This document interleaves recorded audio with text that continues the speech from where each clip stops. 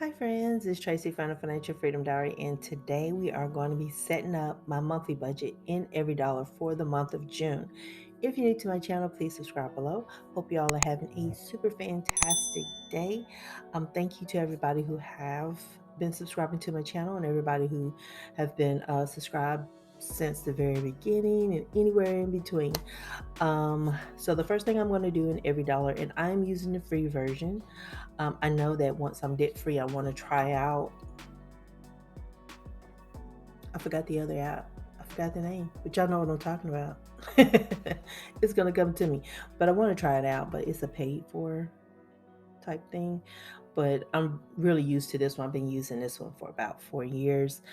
So I am going to click on June, and it says, hey there, looks like you need a budget for June, and we'll copy May's budget to get you started. So once you got your first one set up in here, it just copies it every month after that. And so whatever was on there before in May is what you're going to see here.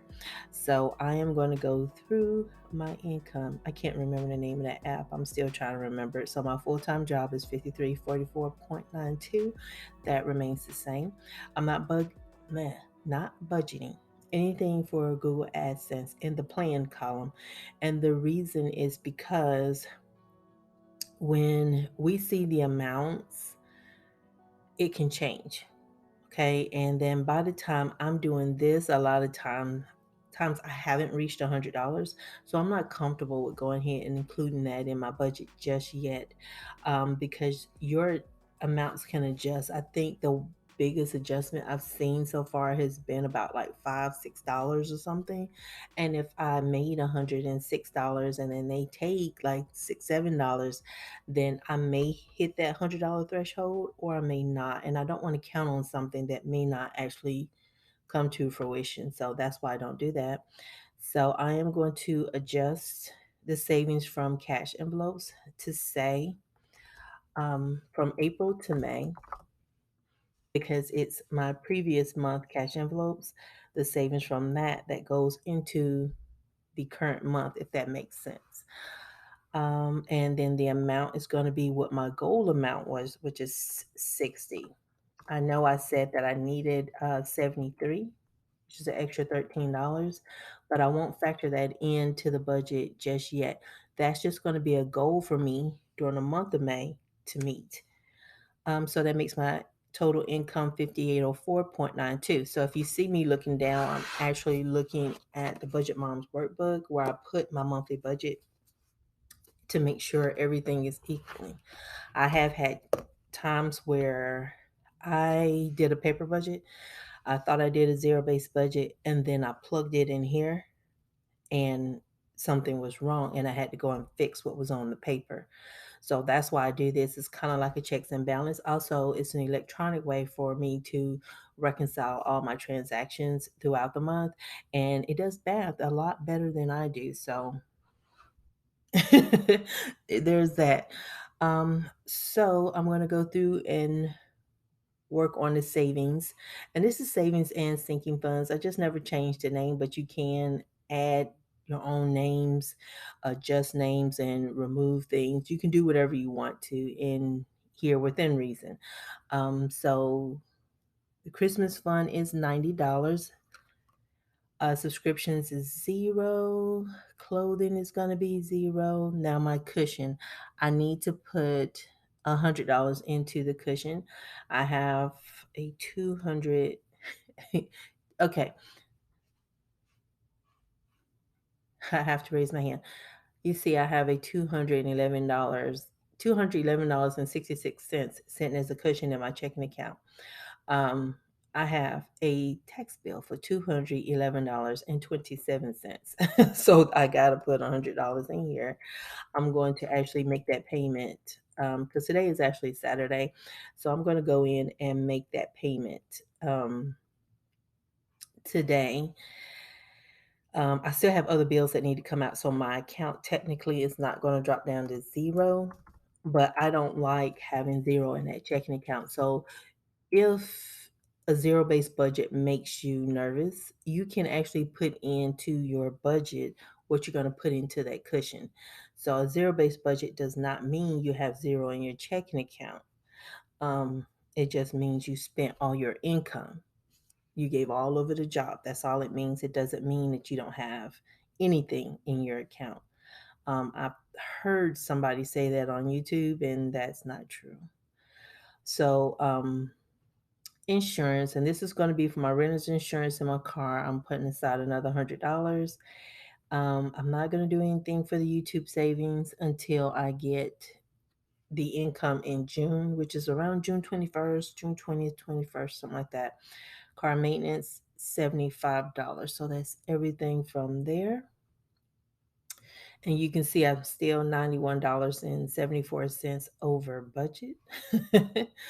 um, so MLGW is going to get 275.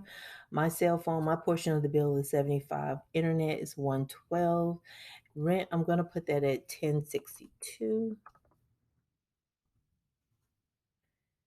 And now I'm out of the housing section. I'm still $91.79 over budget right here. Car, $80 for the gas.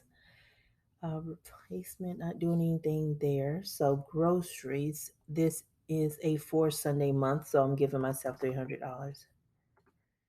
And restaurants, I'm not giving myself anything because I am back to not eating out.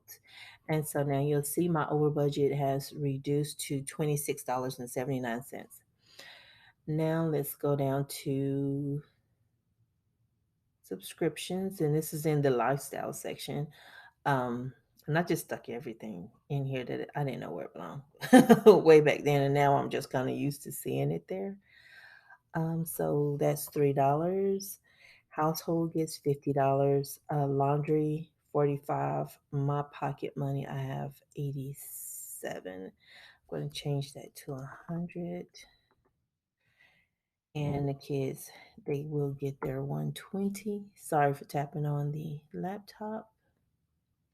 So I'm $39.80 over budget. Um, Health insurance. Now I'm in insurance and tax section. Um, health. Health, I have 28. Auto, I'm budgeting 95. Renters is going to be 0. I won't have to do anything with my renter's insurance until I believe it's September. Identity theft, $7. My budgeted amount. So now I'm $41 over budget. And here's where we will get that together, I believe. $3,087.92. It's gonna go to my debt. And woohoo! So yeah, I was right. Yeah. Um Now, one of the things you'll see in the debt section, since I'm working on my June budget and the current month is May, you see that this is grayed out. So I can't do anything to affect my starting balance for this debt. That becomes a thing when the interest is turned on for the federal student loans, but while it's off, it's pretty accurate now, so I don't have to go in and mess with that. But that's why it's grayed out, because it's not the current month.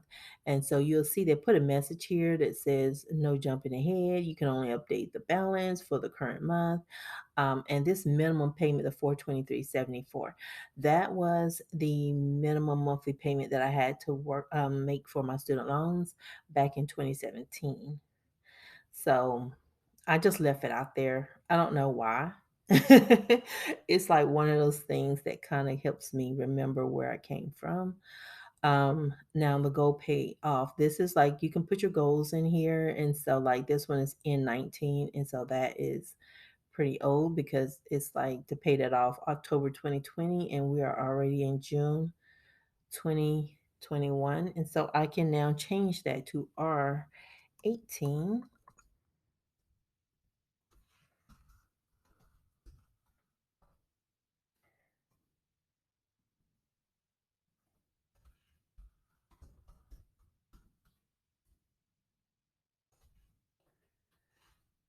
And so you can put goals on your debts and stuff in here, and you'll see like my student loans in here, it's just one big balance. And that's the way I had originally set it up. It was just one big thing because I'll be honest, I was lazy. I didn't want to type in all the different ones I had because it was 20 different student loans. And I think if I had 12 other debts outside of that. And I believe it's 12. My mind says 13. So it could have been 32 or 33 different debts total if you split up the student loans. So I kept them together and just made it one line. But you see how that all levels itself out. But if it had told me there was an issue, I would have to go through and make the adjustments and make sure that everything that I put in here was correct. And then if I was off like $1 or two or five, then I would have to adjust my debt payment down by that amount. So that's what I like about this is that I can use it to kind of check my numbers because I do remember when my numbers were not always accurate on paper. Um, and that is that. But there's also something that you can see your last year's budget for June, and you'll see like there's a little kite in the lower right hand corner, and you can click on that and you can see like what was going on last year about this time. To me, that makes it makes the biggest difference for me to see, like if I want to make that comparison and say what was going on in my life back then versus what's happening now, because some things are seasonal. I can go back and check and say, okay, what was going on? What was happening then? Did I have any expenses and stuff like that um, occurring that I need to be aware that may be about to come up again? And so that's why I like this feature that they have. But you can see not much has changed with my budgeting than from last year, except for my car insurance is lower. And I don't pay the renter's insurance every month. And you can see my debt payment was lower too. But I also wasn't charging anybody rent last year, um, all that good stuff. And so you can see my debt for June of last year was 51% of my total income. So, but yeah, and that's what I like to see. And, I was also doing a rollover for the utilities because my utilities, it has changed when thing,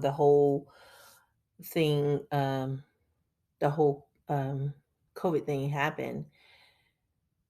They changed our utility due date. So when I used to be able to say, okay, I'm done with my utilities, I budgeted 275. It actually came in at 121. I could put that 154 in the same month that I got the bill. I had to now roll it over. So now it sometimes I get the bill on the 26th, sometimes I get the bill on the 28th or later. It just depends. I have no idea what's going on with Memphis Light Gas and Water. And I can just click on that same prompt and go back to the current year. So that's one of the good things. So I can track and say, what months did I receive, like, did I experience savings in my utilities? Which months didn't I? So I know June is normally a high month time because of the heat. And I got the air conditioner running because I cannot be hot. And then in the wintertime around Christmas, you tend to just get a high light bill, even if you don't have Christmas lights and stuff like that going. You get a high utility bill because I don't know if December's are necessarily cold. Like in some places, like it's super, super cold. I don't know, but there are just certain months that it just happens. And so that's what I like about that, being able to look at the previous year and then be able to make that decision and understanding what's going to affect what. But anywho, I am done with that. So y'all, let me know how everything's going with you guys. Hope y'all are doing well, and I will talk to you guys on Tuesday. We're going to do my pay debt with me along with my YouTube earnings. So you're gonna see me in the same stuff because I'm batch recording, still on call until I guess the first of the month, because I got to get through the 31st. But yeah, I'm going to be like, yeah, I'm going to work on the 31st just so I can take that phone off of me. Stop it from forwarding to me, because I am tired of it. But y'all have a super fantastic Sunday, and I will talk to you guys on Tuesday. Don't forget to like and comment and subscribe if you haven't. Bye, y'all.